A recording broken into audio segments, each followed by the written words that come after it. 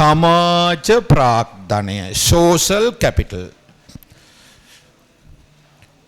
සමාජ ප්‍රාග්ධනය. පොඩ්ඩක් බලන්න ඔන්න මම චිත්‍රයක් අඳිනවා මේක හරහා කියන්න පුළුවන් නම් සමාජ ප්‍රාග්ධනය කියන්නේ මොකක්ද කියලා.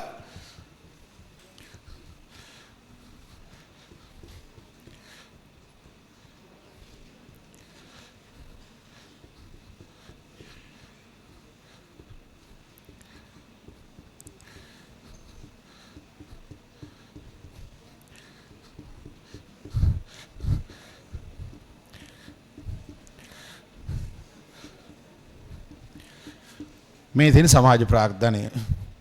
පුළුවන් නම් කියන සමාජ ප්‍රාග්ධනය කියන්නේ මොකද්ද? මේක දිහා බලලා කියන්නේ මොකද්ද සමාජ ප්‍රාග්ධනය කියන්නේ? ඔයාලා හිතනවද දන්නේ නැහැ. සමාජ ප්‍රාග්ධනය කියන්නේ මගේ අරමුණක් තමා කියලා. එහෙමත් කියයිද? ඔව්. ළමයිනේ ගිය අවුරුද්දේ මම මෙහෙම ඇහුවා සමාජ ප්‍රාග්ධනය කියන්නේ මොකද්ද කියලා. ඒ ළමෙක් දුන්න උත්තරය ළමෙක් කියනවා සර් දෙන්නේ කසාත බැන්දාම ටික දවසකින් 3 4 5 කියලා පවුල වැඩි වෙන එකලු.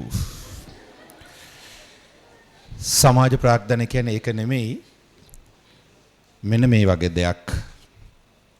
හිතන්න නිකන් දලාදස කියනනම් එක්කෙනෙක් අපි එක පුද්ගලෙක් පිළමෙක් ගමක ඔන්න එක්කෙනෙකුට තියෙනවා ඇඳුම් ටෙක්ස්ටයිල් ෂොප් එකක්. එයා මහලයා විකුණනවා. සතියකට මහන්නේ ඇඳුම් 5යි. තව එක්කෙනෙක් ඉන්නවා. එයාත් ඒ බිස්නස් එකමයි කරන්නේ. සතියකට මහනවා ඇඳුම් 8ක්. එක්කෙනෙක් කීයද මහන්නේ? 5යි. අනික එක්කෙනා 8යි. දෙන්නගේ වෙන වෙනම ව්‍යාපාර දෙකක් තියෙන්නේ. මේ දෙන්න දවස් එකතු වෙලා තීරණයක් ගන්න අපි දෙන්න එකම තැනක ව්‍යාපාරය කරමු. එකතු වෙලා වැඩේ කරමු. දැනුම බෙදාගමු. කියලා ඔන්න දැන් එක ෂොප් එකක මහනවා ඇඳුම් කීයක් මහිද්ද දැන් 8යි අනිකේ මං කීයද කිව්වේ 5යි දෙක එකතු වුණනම් කීයද 13යි දැන් කීයක් මහිද එකතු වුණාම 13ට වඩා වැඩියෙන් මහනවා කියන එකයි මේකෙන් කියන්නේ. හරිද? දෙන්න එකතු වෙලා වැඩේ කරපුවම 13ට වඩා වැඩියෙන් මහන්න පුළුවන්. මේ කියන්නේ මොකක්ද දන්නවද? පුද්ගලයෝ එකතු වුණාම සහයෝගයෙන් වැඩ කරාම බැඳීමකින් වැඩ කරාම උත්පාදනය වෙන ශක්තිය ඵලදායීතාවය දෙන්නගේ වෙන වෙනම තිබුණු ශක්තිය එකතුවට වඩා ගොඩක් වැඩි කියන එකයි මේකෙන් කියන්නේ.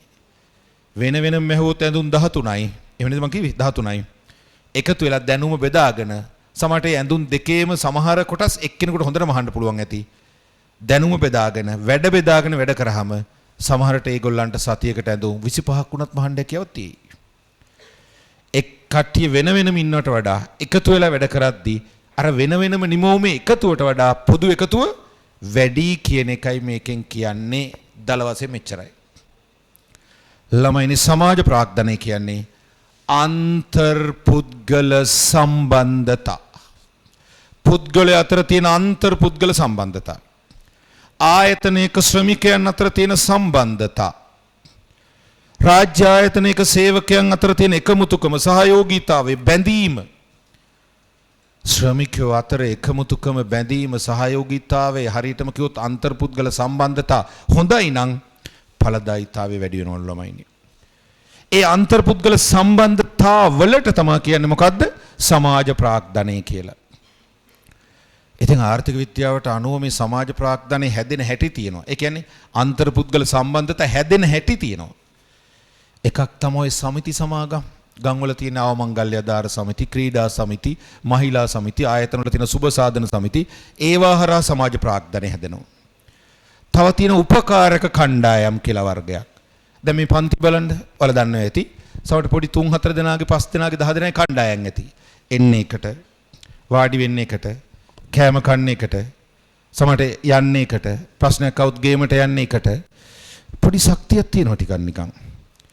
ඒ කණ්ඩායම තුනේ ශක්තියක් තියෙනවා. බලයක් තියෙනවා. අන්න ඒවට කියන්නේ උපකාරක කණ්ඩායම්. අන්න උපකාරක කණ්ඩායම් කියන්නේ ඔයාලගේ භාෂාවෙන් කිව්වොත් ගැන්සියක් කියන්නේ. අන්නේ ගැන්සි උපකාරක කණ්ඩායම් හරහත් මොකද වෙන්නේ ළමයිනේ? මේ සමාජ ප්‍රාග්ධනය හට ගන්නවා. එහෙනම් සරලව කියන සමාජ ප්‍රාග්ධනය කියන්නේ මොකද්ද? අන්තර් පුද්ගල සම්බන්ධතා එච්චරයි. ඒකින්ද මොකද වෙන්නේ? ඵලදායිතාවේ වැඩි වෙනවා.